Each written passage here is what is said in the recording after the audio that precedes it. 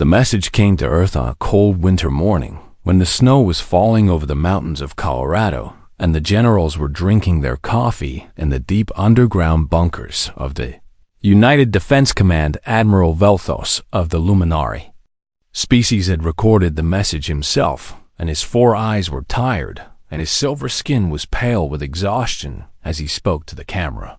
"We have fought the Devourer Swarm for 300 years, he said, and his voice was heavy with shame and sorrow. "We have lost 47 inhabited star systems, and the blood of 12 different species stains the void of space. We are losing this war, and we cannot stop them alone." General David Park watched the message 3 times before he called his senior officers to the war room.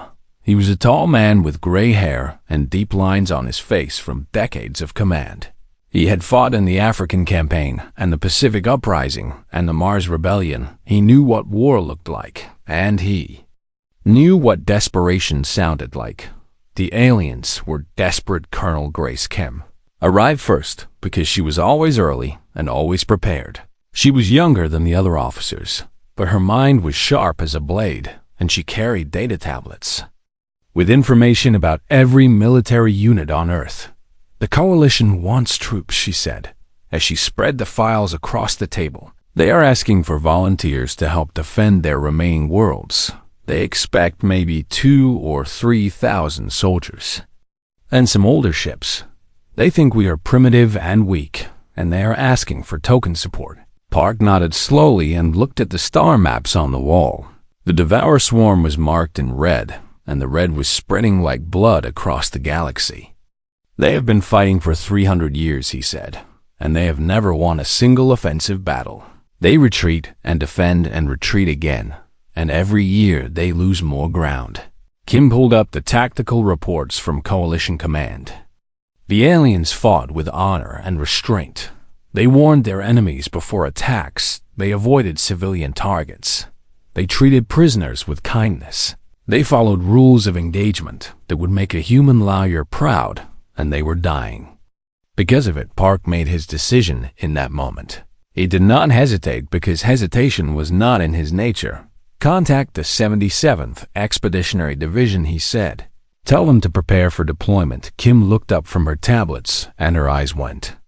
"Why the 77th?" she asked. "Are you sure?" The 77th was not a normal military unit. They were called the Executioners, and they had earned that name in the darkest conflicts of human history. They were the soldiers who did what others could not do. They were the ones who ended wars not by fighting them, but by breaking the enemy so completely that fighting became impossible. Park looked at the star map again and thought about the 12 species whose blood was floating in the void of space. "The galaxy asked for troops," he said, "and we are going to send them soldiers who know how to win." 3 weeks later, the transport ships launched from Earth orbit, and Commander James Lee stood on the bridge of the lead vessel watching his homeworld grow. Smaller in the window, he was not a tall man, but he carried himself like a giant. His eyes were calm and cold and calculating, and he had the look of someone who had seen terrible things and learned to live with them. Lee had joined the military at 18 years old, and he had spent the next 25 years learning every way that humans could hurt each other. He had studied ancient battles and modern warfare and the psychology of violence. He understood that war was not about glory or honor. War was about making the other side stop fighting, and there were only 2 ways to do that. You could kill them all, or you could break their will so completely that they chose to stop. The Devourer Swarm was not going to choose to stop. They were a hive mind species that consumed everything in their path. They had no diplomats and no treaties and no concept of surrender. They would fight until they were destroyed or until they had eaten every living thing in the galaxy. Lee understood this, and he accepted it without emotion. Lieutenant Colonel Michael Cho joined him on the bridge. Cho was the tactical officer, and his mind was like a computer that only processed violence. He could look at a battlefield and see every weakness and every opportunity in every way to turn strength into death. "The Coalition expects us to fail," he said. They gave us the mission files and they are sending us to a system they have already written off. They think we will die, and then they can say. They tried to work with humans, Lee smiled, but there was no warmth in it. Good, he said. Let them underestimate us. It will make things easier. Major Emily Yoon was in the cargo bay, checking the weapons and the supplies. She was the operations specialist. And she believed that preparation was the difference between victory and death. Her soldiers called her the Iron Lady because she never bent, and she never broke, and she never accepted excuses. Captain Daniel Beek was with the ground troops running combat drills in the training rooms. He was young for his rank, but he had proven himself in the urban warfare of the Singapore crisis and the jungle fighting of the Amazon conflict. His soldiers would follow him into hell because they knew he would. Lead them back out. Captain Rachel Hong was reviewing intelligence reports in her quarters. She led the strike teams, and she specialized in finding the weak points that others missed. She could look at an enemy and see exactly where to cut to make everything fall apart. Sergeant Thomas Kwan was in the engineering section, working on special projects that were classified even from most of the crew. He was a genius with biology and chemistry, and he understood that sometimes the most effective weapons were the ones you could not see. Private Anna Shin was cleaning her rifle in the barracks. She was the youngest soldier in the unit, but she had the eyes of someone much older. She did not talk about her past, and nobody asked Sergeant Kevin. Moon was reading the technical files on alien weapon systems. He would soon be teaching the Coalition how to build things they had been too afraid to create. 3,000 soldiers sailed through the darkness of space toward a galaxy that did not understand what it had asked for. The Coalition expected volunteers and helpers and supporters. They were getting the executioners. When the transport ships arrived at Coalition Station Prime, the alien dignitaries were waiting with ceremonies and speeches prepared. They had flowers from a dozen worlds and translators, ready to express gratitude and welcome. Commander Lee walked down the ramp and ignored all of it. He looked at the gathered officials with those cold, calm eyes, and he asked one question: where is the enemy admiral? Velthos stepped forward and began to explain the protocols and the briefings and the diplomatic procedures that needed to happen first. Lee cut him off. Every hour we waste on ceremonies is an hour the swarm uses to kill more of your people. Show me the intelligence. Show me the maps. Show me everything you know about the enemy. We deploy in 48 hours. The aliens looked at each other in confusion and concern.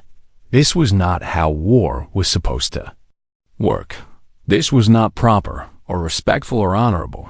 But Commander Lee did not care about proper or respectful or honorable. He cared about winning. And the galaxy was about to learn what that meant when humans were the ones doing the fighting. The war room of Coalition Station Prime was a massive circular chamber with holographic displays floating in the air and representatives from 30 different species sitting in tiered seats around the central platform. Admiral Velthos of the Luminari stood at the center with War Chief Brex of the Crocian beside him. Luminari were tall and thin with silver skin and 4 eyes that glowed with soft blue light. They were the diplomats and scientists of the Coalition, and they believed that war was a failure of communication. The Crocian were massive creatures with thick gray hide and tusks that curved from their jaws. They were the warriors of the Coalition, but they fought with codes of honor that had been written 10,000 years ago. Commander Lee walked into the chamber with his senior staff behind him. Lieutenant Colonel Michael Cho carried a datapad with human tactical analysis. Major Emily Yoon had memorized every battle report from the last 50 years of the war. Captain Daniel Beek studied the alien officers with the eyes of a predator learning new prey. The holographic display showed the current state of the war. The Coalition controlled a shrinking territory of blue light surrounded by the spreading red of the swarm. Welcome, Commander Lee, said Admiral Velthos with a slight bow of his elongated head. We are grateful for the assistance of Earth, and we look forward to working together to defend our remaining systems. Did not return the bow. He walked to the center platform and studied the map with an expression that gave nothing away. "Show me your offensive operations," he said. There was an uncomfortable silence in the chamber. War Chief Brex shifted his massive weight, and his tusks gleamed. "In the holographic light, we do not conduct offensive operations," he said. "Our strategy is defense and containment. We protect what we can, and we evacuate what we cannot hold." Lee turned to look at the alien warrior.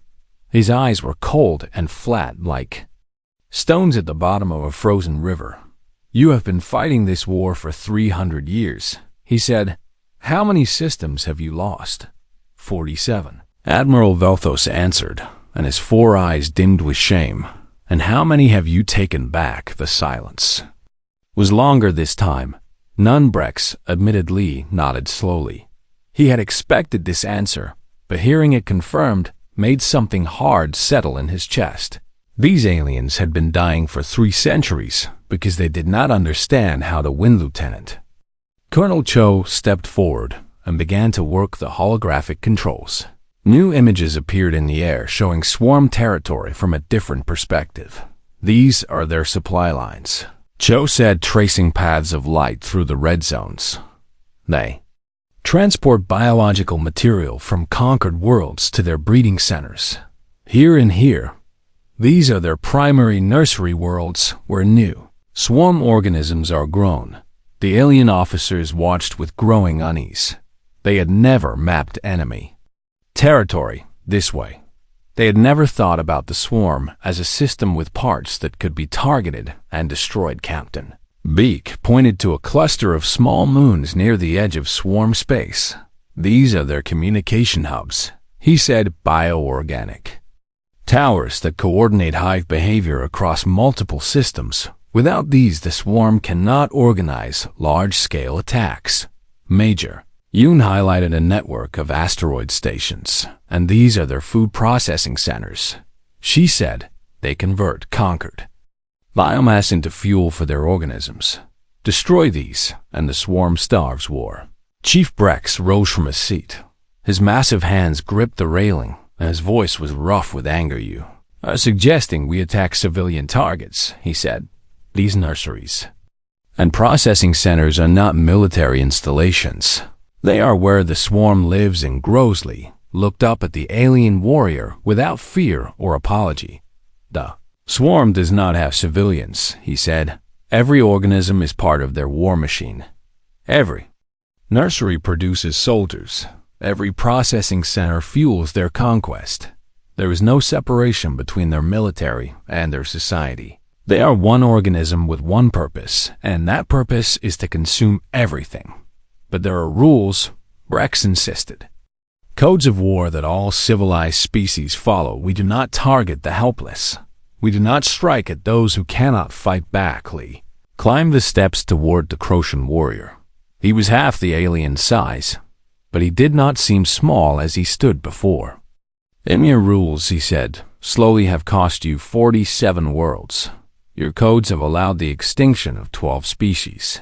Your honor has fed billions of your people to an enemy that does not understand mercy or restraint." He turned to address the entire chamber, and his voice carried to every corner of the room. "The swarm does not follow your rules. They do not spare your nurseries. They do not protect your children.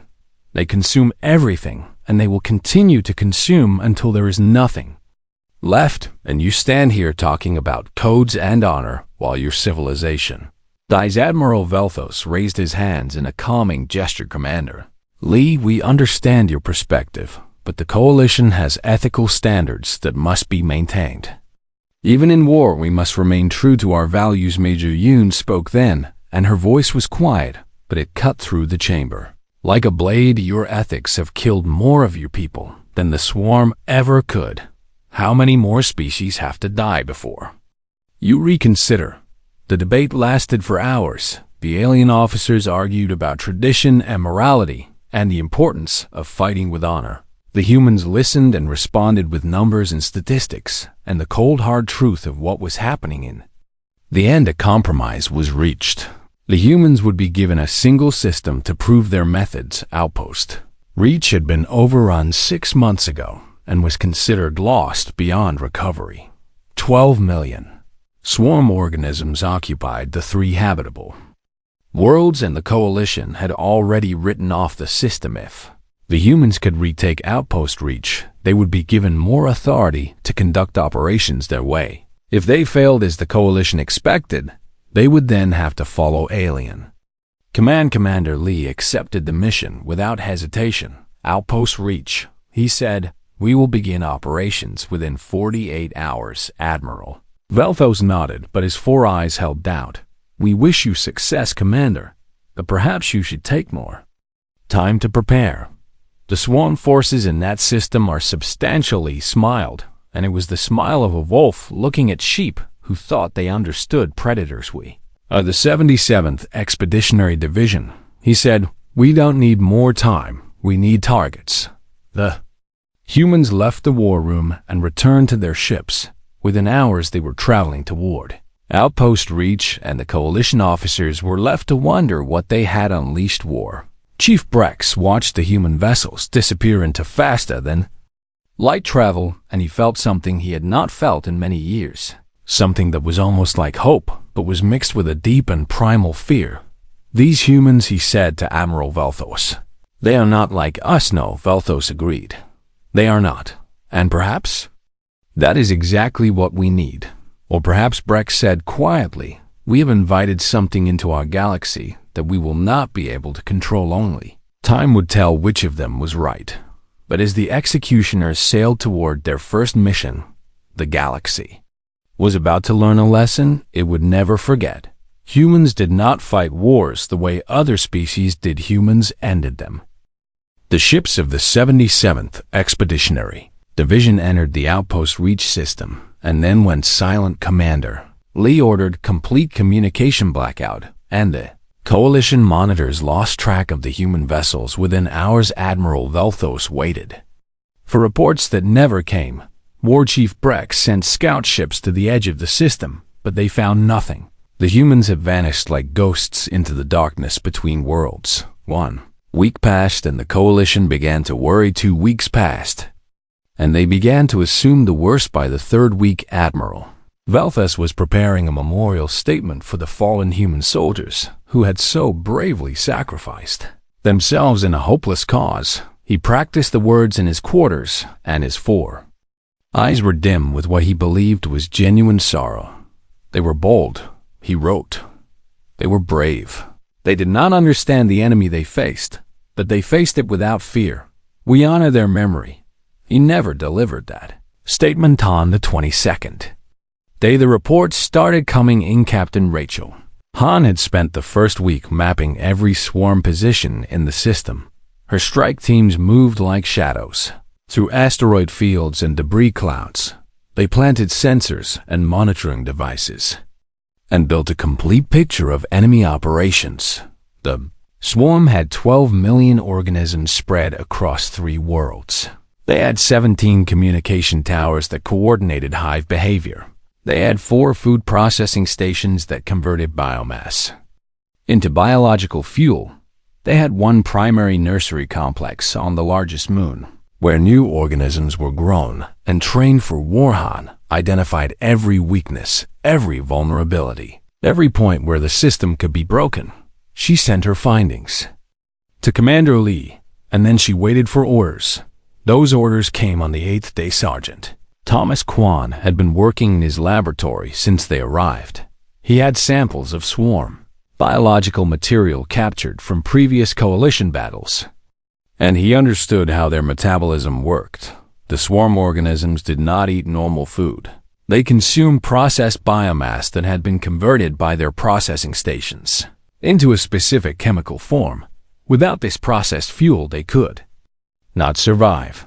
Their biology simply could not handle raw organic material. Kwan created something beautiful and terrible, a modified pathogen that did not kill the processing organisms. Instead, it changed them slightly. The fuel they produced would look normal and smell normal, but it would be poison to any swarm creature that consumed it. On the 9th day, strike teams led by Captain Han infiltrated all 4 processing stations. They planted the pathogen and withdrew without being detected. The swarm continued their operations, unaware that their food supply had become their death. The effects took 3 days to begin. Swarm organisms started dying in small numbers at first, then in larger groups, then in waves. The hive mind could not understand what was happening. Their warriors were healthy, and their defenses were strong, but they were starving even as they ate by. The 14th day, chaos had spread through the system. Swarm organisms turned on each other, fighting for scraps of uncontaminated food. The coordination that made them so dangerous began to break down. That was when Captain Hans struck at the communication towers. Her teams hit all 17 targets in a single night. They used explosives and cutting tools, and in some cases, their bare hands. One by one, the bioorganic towers fell, and the swarm hive mind was shattered into fragments. 12 million organisms became 12 million. Individuals with no connection to each other, no leadership, no coordination.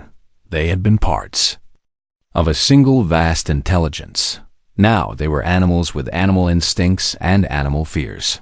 Commander Lee watched the chaos from orbit, and he felt no pleasure in what he saw, only the cold satisfaction of a job being done correctly. Captain Daniel Beek led the ground assault on the primary nursery complex.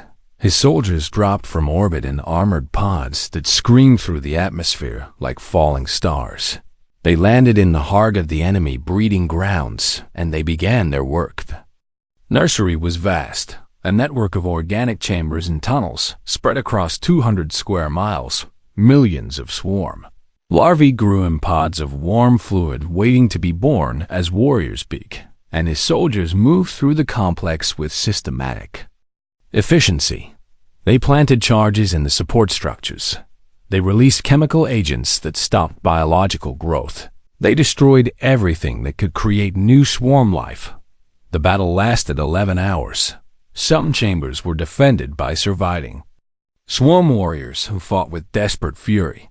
Sergeant Kevin Moon was wounded in the fighting, and Private Anna Shin carried him to safety. While firing her weapon with one hand, Major Emily Yoon commanded the orbital support.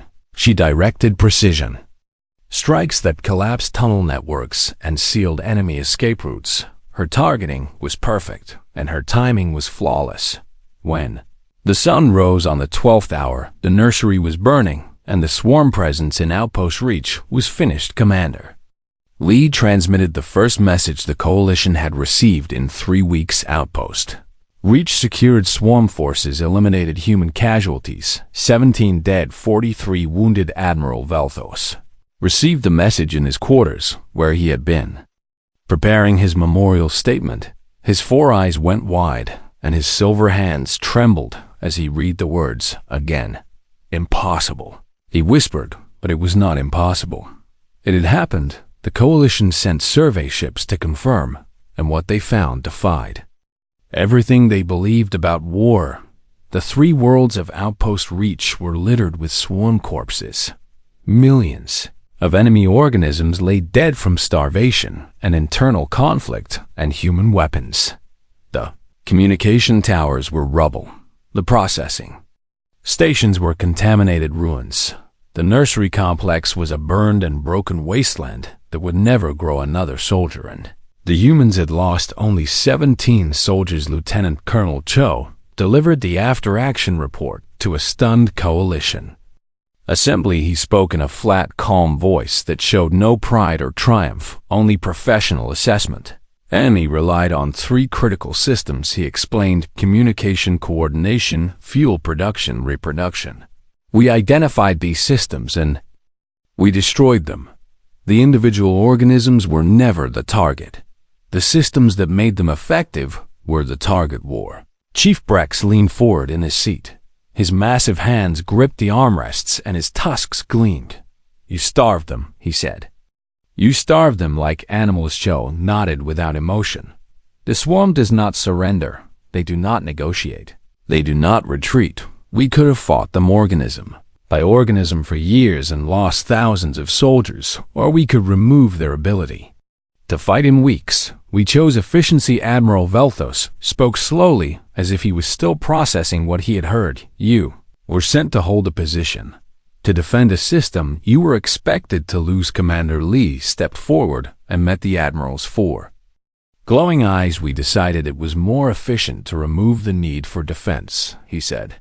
You asked for troops, Admiral. We sent you something else. What Veltos asked. What did you send us? Lee smiled, and there was no warmth in it. We sent you the end of your war. The Coalition Assembly was silent. Every alien in the chamber was looking at the humans with new eyes. Some saw saviors who had done what they could not. Others saw monsters who had crossed lines that should never be crossed. But all of them understood one thing: the humans had not come to help fight the war. They had come to execute it. And the swarm, for the first time in 300 years, was going to learn what that meant. Word of outpost reach spread through the coalition like fire through dry grass. Species that had been fighting the swarm for centuries heard the news and could not believe it. A system that was considered lost forever had been reclaimed in 3 weeks by 3,000 human soldiers. Some called it a miracle. Others called it butchery. Most did not know what to call it because nothing like this had ever happened before. The Crosian warriors were the first to request human advisors. War Chief Brex himself made the formal petition, and his voice was humble in a way that Crosian voices rarely were. Teach us, he said to Commander Lee. Teach us how you think, how you fight, how you win. Private Anna Shin was assigned to the Crosian training camps. She was small compared to the massive alien warriors, and some of them laughed when they first saw her. This tiny creature was supposed to teach them about combat. The laughter stopped after the first training session. Shin stood before a group of 20 Crosian soldiers, each one 3 times her size and 4 times her weight. She looked at them with those old eyes that had seen too much for someone so young. You are stronger than me, she said. Your hide can stop bullets that would kill me. Your tusks can tear through armor. You are built for war in ways that humans can never match. The Crosian nodded with pride. They knew their advantages, and yet, Shin continued, you have been losing this war for 300 years, while humans have been fighting wars on Earth for only 10,000 years, and we have gotten very good at it. She began to walk among them, and her small hands touched their weapons and their armor as she passed. You fight like you are afraid to win, she said. You warn your enemies before you attack. You give them time to prepare. You follow rules that they do not follow. You treat war like a contest with points and honor. She stopped and looked up at the largest Crosian, a veteran with scars across his hide. The swarm does not keep score, she said. They do not care about your honor.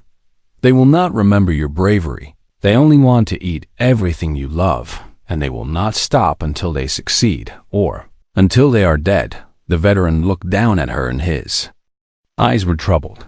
Then what should we do? He asked. Shin smiled, and it was not a pleasant smile. Stop apologizing for surviving, she said. Stop giving your enemy advantages. Start thinking about victory instead of glory. The dead cannot be proud. The extinct cannot have honor. Only the living get to decide how history remembers them. Across the station, Sergeant Kevin Moon was working with Luminari scientists in their weapons development laboratory. The Luminari had technology that humans could only dream about: energy manipulation systems, biological engineering tools, materials that should not exist according to human physics, and they had refused to use most of it. For War Moon looked at the designs on the holographic displays, and his engineer mind saw possibilities that made his heart race.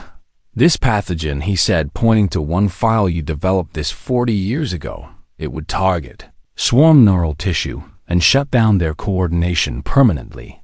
Why did you never deploy it? The lead scientist, a tall Luminari named Saleth, shook his head, and his 4 eyes dimmed with discomfort. It was deemed too cruel, she said. The suffering it would cause was considered excessive. We chose to file it away as a theoretical exercise. Moon stared at her for a long moment. Too cruel, he repeated. For an enemy that has eaten 12 species, for an enemy that consumes children in front of their parents. For that enemy, this weapon was too cruel. Self did not answer, but her silver skin flushed with something. That might have been Shame Moon pulled up more files, psychological warfare systems that could create fear in hive mind organisms. Disruption technologies that could turn swarm groups against each other. Biological agents that could sterilize entire worlds. You had all of this, he said, and his voice was quiet with something between anger and wonder.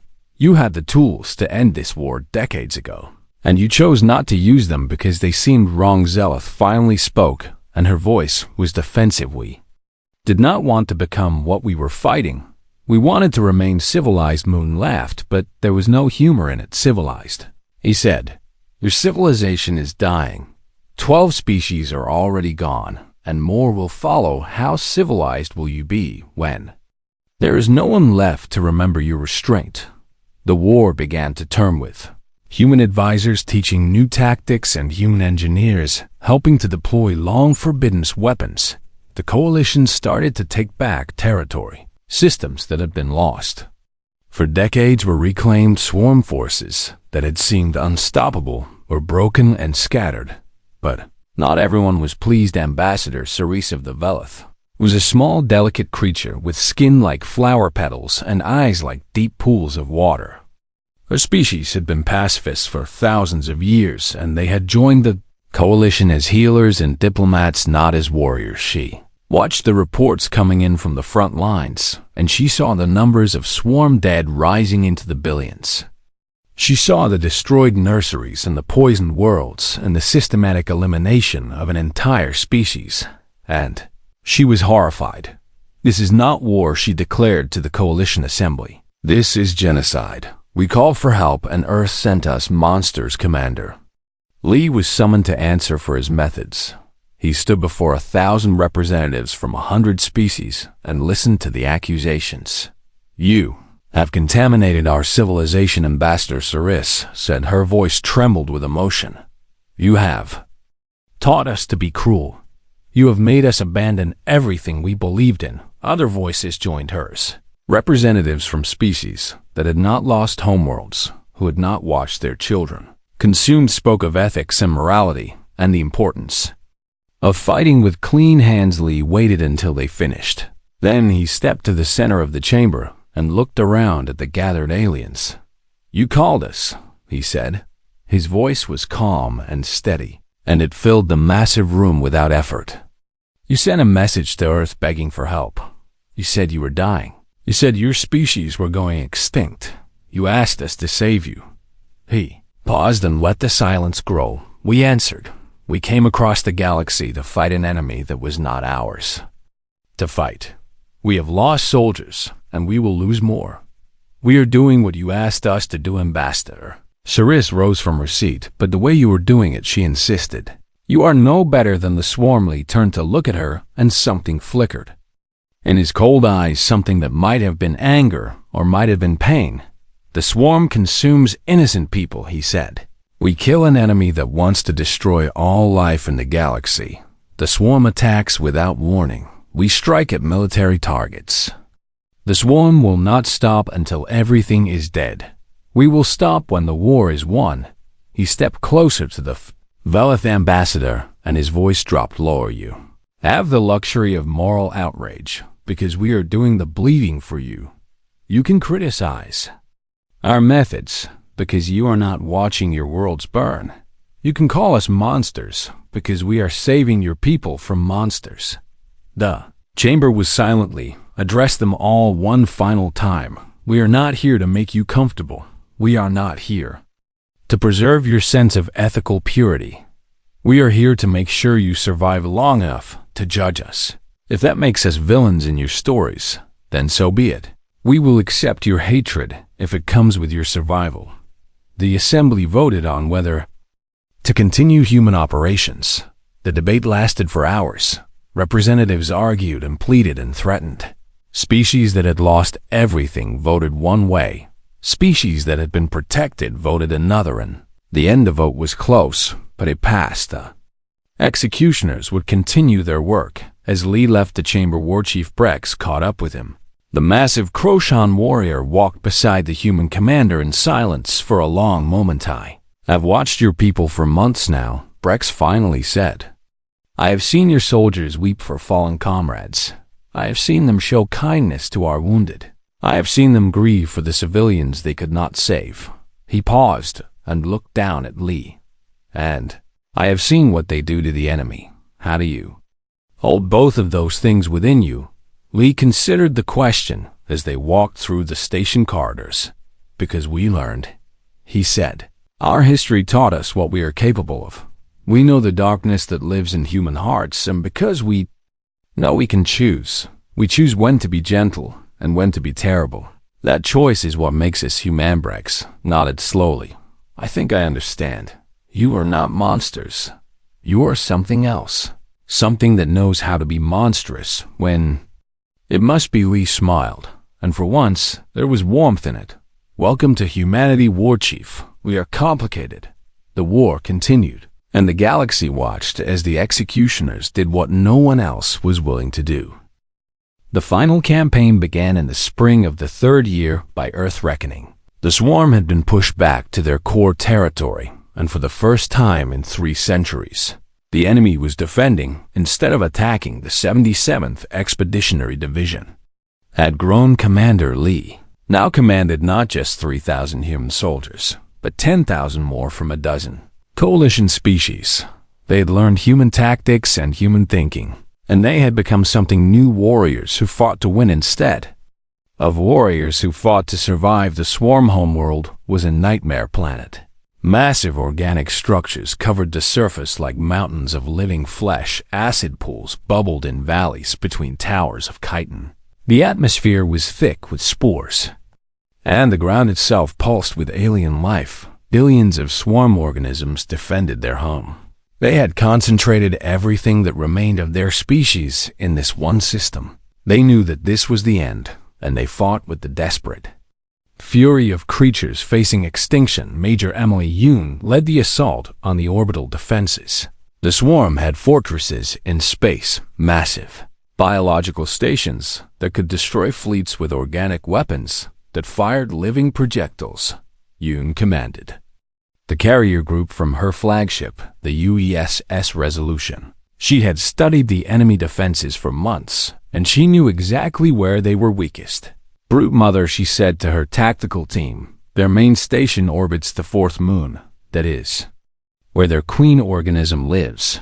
If we destroy her, the swarm loses their ability to coordinate on a planetary scale." Lieutenant Colonel Cho reviewed the assault plan. "We will lose ships," he said. "Many ships." Yoon nodded. She had accepted this truth long before. "I know," she said. "But the alternative is another 10 years of war and millions more dead. We end this here. We end this." Now the attack began at dawn by the time zones of the swarm homeworld. Human ships and coalition vessels alike poured into the system, and the darkness of space lit up with weapons. Yoon pushed her fleet toward the Brood Mother station. She lost 3 cruisers in the first hour and 5 more in the second. Swarm organic missiles tore through her formation, and she watched good soldiers die with every explosion. But she did not stop. She could not stop. Resolution took a direct hit that killed half her bridge crew. Yoon was thrown across the command center, and her arm shattered against a support beam. She pulled herself up with her remaining hand and kept giving orders. "Captain Han, we need a path through," she transmitted. Captain Rachel Han was leading the strike fighters. She had been awake for 30 hours, and her reflexes were starting to slow. But she heard Yoon's voice, and she found strength. She did not know she had on it. Major Han replied. The strike fighters dove into the heart of the enemy formation. They twisted and turned through organic fire, and many of them did not survive. That they created a gap in the defenses, a narrow corridor that led to the Brood Mother station. Yoon ordered her remaining ships to follow. Her flagship was burning in a dozen places, and warning alarms screamed from every console, but the Resolution kept moving forward because its commander would not let it. Stop. The station filled her view screen. It was massive and terrible and beautiful in its alien horror. Yoon could see the broodmother through the organic membranes, a vast creature like a mountain of flesh that pumped out warrior organisms by the thousands. She armed the nuclear warheads that the Resolution carried in its belly. This is Major Emily Yoon of the 77th Expeditionary Division. She transmitted on all frequencies, for Earth, for the Coalition. For everyone we have lost, she smiled, and her broken arm throbbed with pain. But she did not feel it. Tell them we finished what we started. Resolution accelerated toward the station. On the bridge, the surviving crew members did not try to escape. They stood at their posts, and they watched their death approach, and not one of them flinched. The impact was visible from orbit, a flash of light that outshone the nearby sun. The broodmother station broke apart, and the queen organism died in nuclear fire, and Emily Yoon passed into Legend. Captain Daniel Beek watched the explosion from the surface assault transport. He whispered a prayer for his friend and his superior, and then he turned to his soldiers. She bought us our opening. He said, we do. Not wasted. The ground assault was the bloodiest fighting of the entire war. Beek led his troops down through the atmosphere, and they landed in the heart of the swarm homeworld. The enemy came at them in waves, and the humans and their coalition allies met them with everything they had. Sergeant Thomas Kwan deployed biological weapons that killed swarm organisms by the millions, but millions more kept coming. Private Ana Shin fought until her rifle melted from overuse, and then she picked up a fallen alien weapon and kept fighting. Sergeant Kevin Moon directed the deployment of technologies that the Luminari had once been too moral to use. Psychological weapons that drove swarm organisms into suicidal frenzies. Energy weapons that burned through organic armor like paper. The battle lasted 9 days. 9 days of constant combat with no sleep and no rest and no mercy. Day and night blurred together until there was only the next enemy, the next position, the next objective commander. Lee coordinated everything from orbit. He moved units like pieces on a board, and every move was calculated for maximum effect. He watched his soldiers die, and he recorded every name because they deserved to be remembered on the 9th day, the last.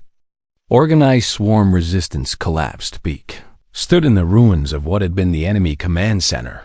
Organic structures were burning around him, and the ground was covered with the bodies of the fallen human coalition and swarm alike had bled together until the soil was dark with mixed blood. We did it, he said. His voice was hoarse from shouting orders, and his armor was cracked in a dozen places. We actually did it. The war was over. The devourer swarm that had terrorized the galaxy for 300 years was broken. Their homeworld was conquered, and their population was shattered beyond recovery. Commander Lee descended to the surface to witness the end. He walked through the battlefield, and he looked at the bodies, and he felt the weight of everything that had happened to bring them here. Admiral Velthos met him among the ruins. The Luminary diplomat had come to see with his own 4 eyes what the humans had accomplished. 300 years. Velthos said, we fought them for 300 years, and we could not stop them. You came, and in 3 years you ended them. Lee nodded. He was tired in a way that sleep could never fix. We did what you asked, he said. We sent troops. We won your war. Velthos was quiet for a long moment. Then he asked the question that had been haunting him since he first saw human soldiers fight. How do you live with what you have done? How do you carry the weight of so much? Deathly looked out at the burning horizon.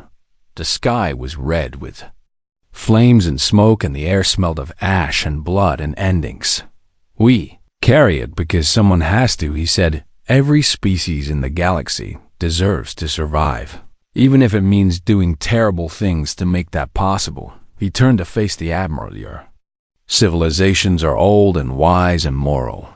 You have had thousands of years to develop ethics and principles and codes of honor. But you built those things in safety. We built ours in blood. Velthos did not respond. He could not argue with the truth. The victory ceremony was held 3 months later on Coalition Station Prime. Representatives from every surviving species gathered to honor the humans who had saved them. Commander Lee stood at the center of the assembly, and he accepted their gratitude. With quiet dignity, his uniform was clean and pressed, but everyone could see the new lines on his face and the shadows in his eyes. Beside him stood the survivors of the 77th. The unit had lost nearly half its numbers over 3 years of fighting. Those who remained were harder and older, and different from the soldiers who had left Earth. Admiral Velthos presented medals and made speeches about courage and sacrifice and the bonds of friendship between species. The words were sincere, but they felt hollow compared to the weight of what had happened. After the ceremony, Velthos approached Lee privately. "I have a question," he said. "One that has been bothering me since we first met." Lee waited. "You showed us kindness," Velthos continued. "I saw your soldiers weep for our wounded. I saw them grieve for civilians they could not save. I saw them treat our people with genuine care." He paused, and I saw what they did to the enemy, without mercy, without hesitation, without regret. How do you hold both of those things within you? Lee considered the question for a long time. "Because we had to learn," he finally said. "Our history is full of horrors, wars and genocides and cruelties that would make the swarm seem almost natural. We know what we are capable of. We have seen our own darkness." He met the Admiral's 4 glowing eyes. "And because we know we can choose. We choose when to be gentle and when to be terrible. That choice is what makes us human." Velthos nodded slowly. "I think I understand," he said. "You are not monsters. You are something more complex. Something that chooses to be monstrous when the alternative is extinction." "Yes," Lee said. "And we hope that we never have to make that choice again." The 77th Expeditionary Division returned to Earth 6 months later. Their numbers were less than half what they had been when they left. Their bodies carried scars that would never fully heal. Their minds carried memories that would never fade. That they had won, the galaxy was safe, the swarm was broken, and humanity had proven something that would never be forgotten.